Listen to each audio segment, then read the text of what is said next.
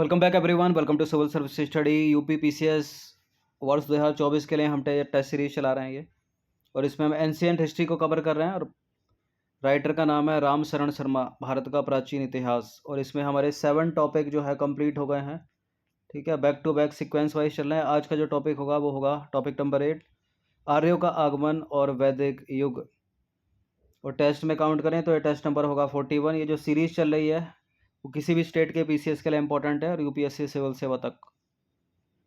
तो चलिए स्टार्ट करते हैं। ये नंबर इस पर कॉल या व्हाट्सएप करके आप फुल टेस्ट सीरीज प्राप्त कर सकते हैं। तो टॉपिक नंबर 8, आर्यों का आगमन और ऋग्वैदिक युग। ठीक है, टॉपिक को हम एमसीक्यू के फॉर्म में ही कवर करेंगे और एक प्रश्न में कम से कम 2 से 3 या 4 स्टेटमेंट होंगे। तो पहला प्रश्न है आर्यों के संदर्भ में। आर्यों के संदर्भ में निम्नलिखित कथनों पर विचार करेंगे। इन लोगों का मूल निवास स्थान यूरेशिया था। इन लोगों का मुख्य व्यवसाय कृषि था। घोड़ा आर्यों का महत्वपूर्ण पशु था। कौन सा करेक्ट है इसमें? तीसरा स्टेटमेंट अगर सिंधु घाटी सभ्यता के लिए हम ले लें, सिंधु घाटी लोगों का मुख्य पशु घोड़ा था या महत्वपूर्ण पशु घोड़ा था, तो गलत हो जाएगा स्टेटमेंट। लेकिन यहाँ सही है, आर्यों घोड़ा जो है आर्यों का महत्वपूर्ण पशु था और इन लोगों का मूल निवास स्थान यूरेशिया था और इन लोगों का मुख्य व्यवसाय कृषि नहीं था। कृषि एक गौण व्यवसाय था आर्यों का। ये पशुचारण करते थे मेनली। ठीक है, तो गलत है दूसरा वाला स्टेटमेंट। जहाँ जहाँ 2 है उसको हटा दीजिए, केवल 1 और 3 इसका आंसर हो जाएगा सी। देखिए, आर्य जो है वो मध्य एशिया से भारत आए। आर्य मध्य एशिया से भारत की ओर आए। इनका मूल निवास स्थान आल्प्स पर्वत के पूर्वी क्षेत्र में यूरेशिया में था। यह बात आनुवांशिक आधार पर सिद्ध हो चुकी है, तो पहला वाला करेक्ट है। आर्यों का मुख्य व्यवसाय पशुचारण था, यानी पशुओं को चराना। कृषि इनका गौण व्यवसाय था या एडिशनल कह सकते हैं, तो दूसरा इनकरेक्ट है। आर्य लोगों के जीवन में घोड़े का सबसे अधिक महत्व था। घोड़े की तेज गति के कारण आर्य अलग अलग दिशाओं में फैले थे, तो करेक्ट है तीसरा वाला स्टेटमेंट। पहला और तीसरा करेक्ट, दूसरा इनकरेक्ट है। दूसरा प्रश्न है, ऋग्वेद के संदर्भ में निम्नलिखित कथनों में से कौन सा कथन सत्य है? यह सबसे पहला वेद है। ऋग्वेद में पहला और 10वां मंडल सबसे बाद में जोड़े गए और ऋग्वेद की अनेक बातें ईरानी ग्रंथ अश्वेता से मिलती हैं। सबसे पहला वेद है, पहला और 10वां मंडल बाद में जोड़े गए। ऋग्वेद की अनेक बातें ईरानी ग्रंथ अश्वेता से मिलती हैं। ये करेक्ट है तीनों के तीनों स्टेटमेंट। सी है इसका आंसर, मतलब डी है इसका आंसर, जिसमें 1 2 3 होगा, उपरोक्त सभी। देखिए, ऋग्वेद सबसे पहला और प्राचीनतम ग्रंथ है और भारत में आर्यों की जानकारी इसी से मिलती है। इसमें आर्य शब्द का 36 बार उल्लेख हुआ है।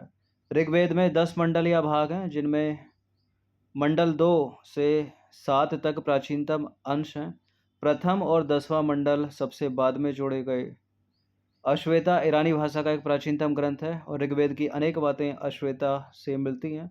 दोनों ग्रंथों में बहुत से देवताओं और सामाजिक वर्गों के नाम समान हैं, तो तीनों के तीनों करेक्ट हैं। डी है आंसर। वैदिक संस्कृति के संदर्भ में 3 स्टेटमेंट है यहाँ पर। सरस्वती आर्यों की सबसे प्रमुख नदी थी, इसलिए इसे नदीत कहा गया था। आर्यों का निवास स्थान सप्त सिंधु प्रदेश कहलाता था। आर्यों में सबदाह प्रथा का प्रचलन था, यानी सबदाह यानी सबको दबाने की जगह जला देना। बिल्कुल करेक्ट है तीसरा स्टेटमेंट। करेक्ट है दूसरा वाला स्टेटमेंट भी। पहला वाला इनकरेक्ट है। सरस्वती आर्यों की प्रमुख नदी नहीं थी, पवित्र नदी थी। आर्यों की प्रमुख नदी तो सिंधु और उसकी सहायक नदियां थी, यानी वो सैंधव सभ्यता वाली। तो गलत है पहला स्टेटमेंट। जहाँ जहाँ एक है उसको हटा दीजिए, करेक्ट केवल हो जाएगा जहाँ जहाँ एक है उसको हटाना है। हमने 3 के हटा दिया, तो करेक्ट हो जाएगा इसका बी, यानी दूसरा और तीसरा 2 एलिमिनेट होंगे। बी और ती मतलब बी 2 और 3। देखिए, सिंधु आर्यों की सबसे प्रमुख नदी थी, ना कि सरस्वती। ऋग्वेद में सिंधु और उसकी 5 सहायक नदियों का नाम उल्लेख है। सरस्वती उनके द्वारा उल्लेखित दूसरी महत्वपूर्ण नदी थी। इसे नदीत्म अर्थात श्रेष्ठ नदी कहा गया था, तो पहला इनकरेक्ट है। दूसरा करेक्ट है, क्योंकि आर्य लोगों ने जहाँ पहले निवास किया वह प्रदेश सप्त सिंधु के नाम से प्रसिद्ध हुआ और इसमें अफगानिस्तान का भाग भी पड़ता है। आर्यों की सबदाह प्रथा के प्रचलन के साक्ष्य मध्य एशिया में दक्षिण ताजिकिस्तान, पाकिस्तान की स्वायत्त घाटी, पिराक क्षेत्र और गोमल घाटी में भी लगभग 1500 ईसा पूर्व के मिलते हैं, तो तीसरा वाला स्टेटमेंट सही है। सबदाह करते थे वो। निम्नलिखित में से किस अभिलेख में आर्यों के नाम का उल्लेख मिलता है? हिट्टाइट, कसाइट, मिन्नती, मितन्नी, उपरोक्त सभी। किस अभिलेख में आर्यों के नाम का उल्लेख मिलता है? हिट्टाइट में, कसाइट, मितन्नी, ये सारे के सारे हैं उपरोक्त सभी, डी। देखिए आर्यों के नाम का उल्लेख अनातोलिया यानी तुर्की में 19वीं से 17वीं सदी ईसा पूर्व के हिट्टाइट अभिलेख में, इराक के 1600 ईसा पूर्व के कसाइट अभिलेख में और सीरिया में मितन्नी अभिलेखों में मिलता है। तो सारे के सारे करेक्ट हो गए, डी आंसर। पांचवा प्रश्न, वैदिक संस्कृति के संदर्भ में निम्नलिखित में से कौन सा स्टेटमेंट इनकरेक्ट है? ऋग्वेद में इंद्र को पुरंदर कहा गया और इस काल में दस्यु शब्द का प्रयोग डाकुओं के लिए किया जाता था। दस्यु। आर्यों की पश्चिमी एशिया और भारत में सफलता का कारण अश्वचालित रथ थे और पंचजन आर्यों के 5 कबीलों का समूह था। जो इनकरेक्ट है वो है यहाँ पर बी वाला स्टेटमेंट। ठीक है, दस्यु का प्रयोग डाकुओं के लिए नहीं किया जाता था। देखिए ऋग्वेद में दस्यु यहाँ के मूल निवासियों को कहा जाता था। ठीक है, और आर्यों के जिस राजा ने उन्हें पराजित किया वह त्रिदस्यु कहलाया। ऋग्वेद में दस्यु हत्या शब्द का बार बार उल्लेख मिलता है। दस्यु लोग लिंग पूजा करते थे, तो दूसरा वाला इनकरेक्ट है, बाकी सारे करेक्ट हैं। ऋग्वेद में इंद्र को पुरंदर कहा गया है, जिसका अर्थ है दुर्गों को तोड़ने वाला। इंद्र आर्यों के प्रमुख देवता थे। देखिए आर्य लोग हर जगह इसलिए जीते गए क्योंकि उनके पास अश्वचलित रथ थे और उन्होंने पश्चिम एशिया और भारत में पहले पहल इन रथों को प्रचलित किया था। उन्होंने कांसे के बेहतर हथियारों का भी प्रयोग किया था। पंचजन आर्यों के 5 कबीलों का समूह कहलाता था। ये आपस में लड़ते रहते थे और कभी कभी आर्योत्तर जनों का सहारा भी लेते थे। ठीक है, कबीला आपने बॉलीवुड की मूवी में भी देखा होगा किस तरह से कबीले बनते हैं। उनका एक सरदार होता है, आपस में लड़ते भी हैं। नंबर 6 पर आ जाइए। वैदिक संस्कृति के संदर्भ में निम्नलिखित कथनों पर विचार करेंगे। 10 राग युद्ध परुष्णी यानी रावी नदी का नाम है प्राचीनतम, परुष्णी नदी के तट पर हुआ था और इस काल में युद्धों का कारण गाय होती थी। आर्य लोग नगरों में रहते थे। देखिए जो सिंधु घाटी के सभ्यता के लोग थे वो नगरों में रहते थे, आर्य लोग तो मिट्टी के घरों में रहते थे। बाकी करेक्ट है पहला दूसरा स्टेटमेंट, केवल एक और दो इसका आंसर हो जाएगा 1। देखिए 10 राग युद्ध भारत के कुल राजा सुदास और 10 राजाओं के बीच हुआ था। भारत कुल के राजा सुदास और 10 राजाओं के बीच हुआ था। यह युद्ध परुष्णी, जिसे आज रावी नदी के नाम से जाना जाता है, के तट पर हुआ था। इसमें राजा सुदास की जीत हुई और इस प्रकार आगे चलकर हमारे देश का नाम भारतवर्ष भरत कुल के नाम पर पड़ा। तो करेक्ट है पहला स्टेटमेंट। दूसरा वाला भी सही है। इस काल में गाय सबसे उत्तम धर्म मानी जाती थी। आर्यों की अधिकांश लड़ाइयाँ गायों को लेकर हुई। ऋग्वेद में युद्ध का पर्याय गाविष्टि है यानी गाय का अन्वेषण। तो करेक्ट है दूसरा वाला स्टेटमेंट। बाकी आर्य लोग नगर में नहीं रहते थे, वे गढ़ बनाकर मिट्टी के घर वाले गांव में रहते थे। तो मिट्टी के घरों में रहते थे गांव में। 7वां प्रश्न है, ऋग्वेद में किस देवता की स्तुति संग्रहित नहीं है? वरुण की, मित्र की, इंद्र की, पशुपति की? ये पशुपति संधव देवता, तो यही आंसर हो जाएगा। ऋग्वेद में अग्नि, इंद्र, वरुण और मित्र आदि देवताओं की स्तुतियां संग्रहित हैं और ऋग्वेद में इंद्र को बादल का देवता माना गया है। अग्नि का स्थान दूसरा है। वे लोग मानते थे कि अग्नि में डाले जाने वाली आहुतियां धुआं बनकर आकाश में जाकर अंततः देवताओं को मिल जाती हैं। पशुपति को हड़प्पा काल का मुख्य देवता माना जाता है, न कि ऋग्वेदिक काल का। अतः ऋग्वेद में पशुपति की स्तुति का वर्णन नहीं मिलता है।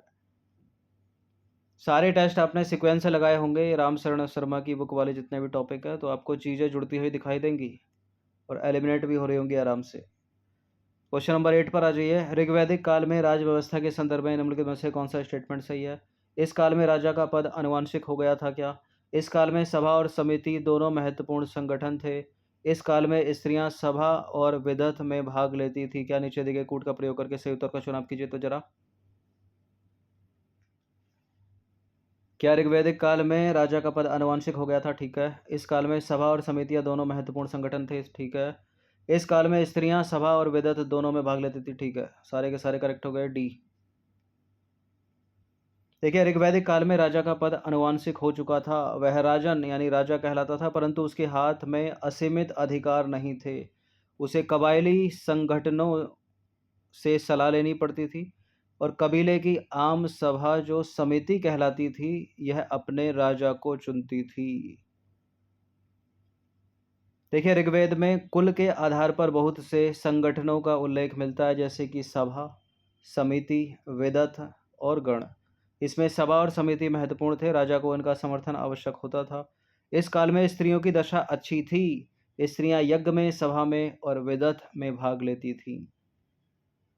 क्वेश्चन नंबर 9 पर आ जाइए। ऋग्वैदिक के संदर्भ में निम्नलिखित कथनों पर विचार करेंगे। वैदिक संस्कृति के संदर्भ में विचार करेंगे। इस काल में अयस शब्द का प्रयोग कांसे के अर्थ में होता था। इस काल में चित्रित धूषण मृदुभांड का प्रयोग होता था। चित्रित धूसर मृदुभांड यानी पेंटेड ग्रेवेयर। ये चीज इंडस वैली सिविलाइजेशन में भी है। करेक्ट है, दोनों के दोनों स्टेटमेंट सी है इसका आंसर। देखिए इस काल में तांबे या कांसे के अर्थ में अयस्क शब्द का प्रयोग होता था। उन्हें धातु कर्म की जानकारी थी। आर्य लोग बढ़ई, रथकार, बुनकर और कुम्हार आदि शिल्पों के उल्लेख मिलते हैं।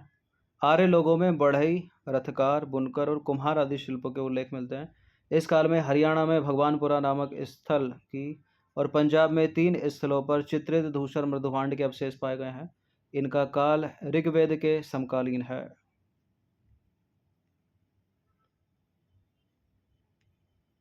अब आ जाइए क्वेश्चन नंबर 10 पर। वैदिक संस्कृति के संदर्भ में निम्नलिखित में से कौन सा स्टेटमेंट गलत है? इस काल में परिवार पितृसत्तात्मक था। इस काल में बाल विवाह का प्रचलन था। इस काल में उषा और अदिति देवियों की पूजा की जाती थी। समाज में व्यवस्था बनाए रखने के लिए गुप्तचर रखे जाते थे। वैदिक संस्कृति में बाल विवाह का प्रचलन नहीं था। बाकी सारे के सारे करेक्ट हैं और बी है इनकरेक्ट, तो वही आंसर होगा। देखिए ऋग्वैदिक काल में बाल विवाह का प्रचलन नहीं था। इस काल में विवाह की आयु 16 से 17 वर्ष थी। विधवा विवाह का प्रचलन भी था। तो बी करेक्ट है, बाकी बी इनकरेक्ट है, बाकी सारे के सारे करेक्ट हैं। और इस काल में रोमन समाज की तरह पितृसत्तात्मक व्यवस्था का प्रचलन था। निरंतर युद्ध होने के कारण लोग हमेशा वीर पुत्रों की कामना करते थे। और इस काल में अदिति और उषा जो प्रभात समय का प्रतिरूप हैं उनकी पूजा की जाती थी, परंतु प्रार्थना में देवियों को देवताओं की तुलना में प्रमुख स्थान नहीं था। ऋग्वेद में किसी तरह के न्यायाधिकारी का उल्लेख नहीं है। यहाँ समाज विरोधी हरकतों को रोकने तथा व्यवस्था बनाए रखने के लिए गुप्तचर रखे जाते थे। क्वेश्चन नंबर 11 पर आ जाइए। वैदिक संस्कृति के संदर्भ में निम्नलिखित को सुमेलित कीजिए। कौन सा सही सुमेलित है इसमें? ब्राजपति, कुल्पा, ग्रामीणी। ग्रामीणी गांव का प्रधान, कुल्पा परिवार का प्रधान, ब्राजपति चारागाह का प्रधान। ये सही सुमेलित है, तीनों के तीनों। डी है इसका आंसर 1 2 3। देखिए ऋग्वैदिक काल में अधिकारी विभिन्न क्षेत्रों से जुड़े थे।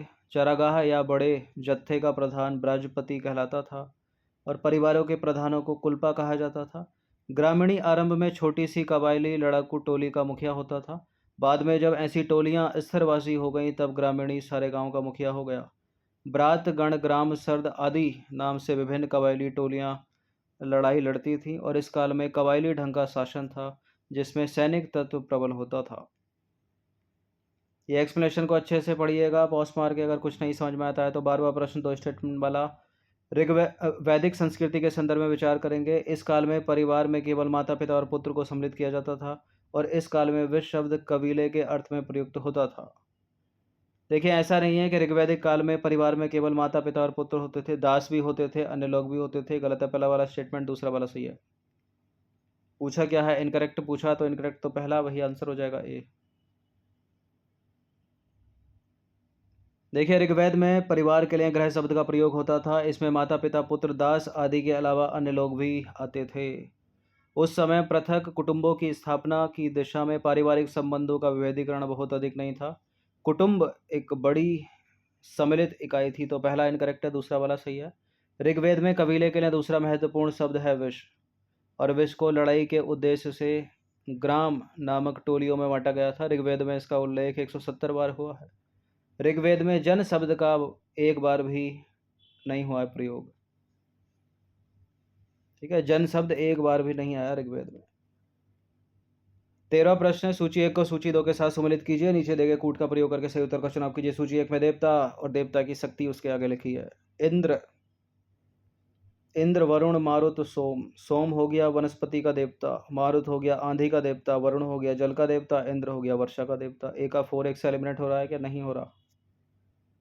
ए का हो गया 4, बी का हो गया 1, सी का हो गया 2, डी का हो गया 3, 4, 1, 2, 3। तो ऋग्वैदिक काल में देवता और उनकी शक्तियां: इंद्र वर्षा का देवता, वरुण जल का देवता, मारुत आंधी का देवता या वायु का देवता, और सोम हो गया वनस्पति का देवता। इंपॉर्टेंट है, मैच करने के लिए पूछेगा एग्जाम में, याद रखिएगा। नंबर 14 पर आ जाइए। वैदिक संस्कृति के संदर्भ में निम्नलिखित कथनों पर विचार करेंगे। यह संस्कृति इहलौकिक थी और इस काल में उपासना की विधि स्तुति पाठ करना और यज्ञ बलि अर्पित करना था। ये करेक्ट है, दोनों के दोनों स्टेटमेंट। सी है इसका आंसर। देखिए, वैदिक काल में लोग देवताओं की उपासना आध्यात्मिक उत्थान या जन्म मृत्यु के कष्टों से मुक्ति के लिए नहीं करते थे, बल्कि वे अपने देवी देवताओं से संतति, पशु, अन्न, धान और आरोग्य आदि रहने की कामना करते थे। इस संस्कृति में देवताओं की उपासना की मुख्य रीति स्तुति पाठ करना और यज्ञ बलि अर्पित करना था। इस काल में स्तुति पाठ पर अधिक जोर था और यह सामूहिक भी होता था और अलग अलग भी। अब इस टॉपिक से अंतिम प्रश्न है, 15 प्रश्न इसमें ऐड हुए हैं। वैदिक संस्कृति के संदर्भ में निम्नलिखित में से कौन सा कथन असत्य है? आरंभिक आर्यों का निवास सिंध और पंजाब क्षेत्र में था। इस काल में दक्षिणा के रूप में गाय और भूमि दान में दी जाती थी। गायत्री मंत्र ऋग्वेद में दिया गया है। और इस काल में वर्ण व्यवस्था आरंभ हो गई थी क्या? वैदिक काल में वर्ण व्यवस्था आरंभ हो गई थी, ठीक है। गायत्री मंत्र ऋग्वेद में दिया गया, ये भी सही है। आरंभिक आर्य का निवास स्थान सिंध और पंजाब क्षेत्र थे, ठीक है। अब इनकरेक्ट हो गया बी वाला स्टेटमेंट। इस काल में दक्षिणा के रूप में गाय दान में दी जाती थी। गाय और दासियों को दान में दिया जाता था, भूमि दान में नहीं दी जाती थी। देखिए, ऋग्वैदिक काल में या वैदिक काल में पुरोहितों को दक्षिणा में गाय और दासियां दी जाती थी, भूमि का दान नहीं होता था, तो गलत है भी। इस काल के लोग गाय चराने, खेती करने और रहने के लिए भूमि पर अधिकार करते थे, परंतु भूमि निजी संपत्ति नहीं होती थी, तो बी गलत है। आरंभिक आर्यों का निवास पूर्वी अफगानिस्तान, पाकिस्तान, भारत में पंजाब और हरियाणा में था। ऋग्वेद में पुरोहित विश्वामित्र ने लोगों को आर्य बनाने के लिए गायत्री मंत्र की रचना की थी। देखिए, ऋग्वेद में व्यवसाय के आधार पर समाज में वर्ण व्यवस्था आरंभ हो चुकी थी, परंतु यह बहुत बड़ा या कट्टर नहीं थी। चतुर्थ वर्ण शूद्र कहलाता था। वह ऋग्वेद के अंत में दिखाई पड़ता है, क्योंकि इसका वर्णन दशम मंडल में है, जो सबसे बाद में जोड़ा गया। ऊपर हमने चर्चा किया है, दूसरा और 10वां सबसे बाद में जोड़े गए। तो इस इंपॉर्टेंट टॉपिक से 15 इंपॉर्टेंट प्रश्न निकलते हैं। स्टेटमेंट बनाकर 15 हो जाते हैं, वैसे तो 25 से ऊपर है संख्या। इनकी प्रैक्टिस जरूर करनी है आपको। और ये बुक अगर आपने पढ़ रखी है या आपके पास है, तो बुक को अच्छे से पढ़िए और ये सीरीज़ लगाइए, बहुत हेल्पफुल होगी। ये जितने भी टेस्ट हैं, इनका आप PDF प्राप्त करना चाहते हो तो पेड ग्रुप में आपको ज्वाइन होना पड़ेगा। ये नंबर है, इस पर कॉल या व्हाट्सअप करके, ठीक है, जिसका MRP है 599 पूरे साल का। बाकी सब्सक्राइब रखिएगा सिविल सर्विसेज स्टडी चैनल को, हर दिन प्रैक्टिस करते रहिएगा। धन्यवाद।